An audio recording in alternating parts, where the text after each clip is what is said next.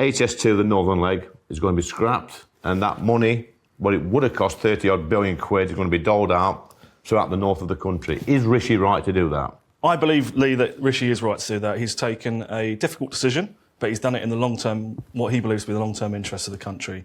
Many politicians have ducked and dived, and I've noticed Keir Starmer's not commented at all on it so far. So I think what the country can see, that we've got a leader in Rishi Sunak that is prepared to take difficult decisions. But like you said, it's going to be reinvested. So £36 billion going into a whole heap of projects around the country, rail, road, buses, which a lot of people I know need, and importantly, fill those bloody potholes that we all get annoyed by.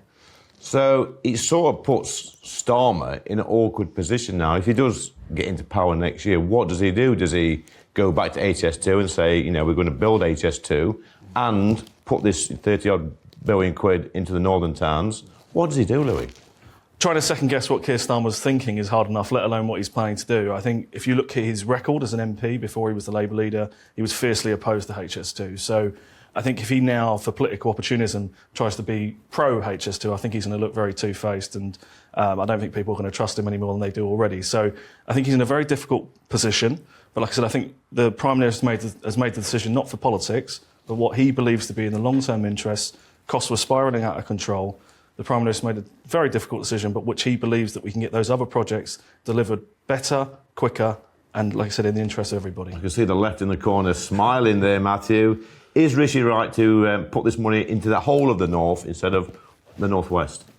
Well, Lee, we've had 13 years of a Tory government, and that money should have been spent on transport across the north. Not that old chestnut, Matthew. Well, it's I'm true. asking about this week, It's an old chestnut, Lee, because it's true. I mean, I think the idea that this is a political trap for Keir isn't actually the case, because when I was advising in the 2015 election, we had a big debate about whether or not it should be Labour policy to scrap it then. Obviously, a lot less money had been spent, and spend the money on other things. And I think this may well give Labour an elegant out to not have to spend the money on HS2, but blame it on the Tories, particularly as the way the Tories are doing it, they're going to make it more difficult for a government to restart it with land permissions, etc. So I think ultimately this might be a secret win for Keir.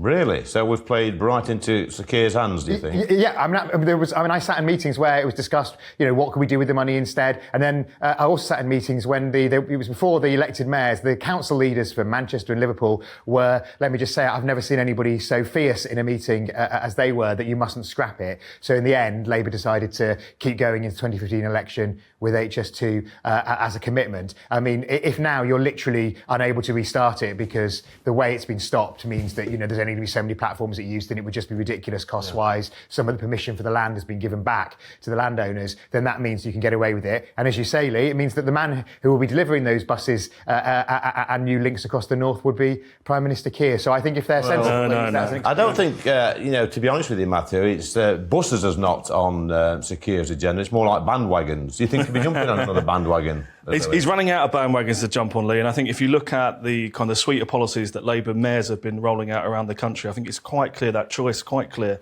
A Conservative Party with Rishi Sunak that is investing in travel across the country, and you've got a Labour Party that are looking to hammer the motorists at every single opportunity.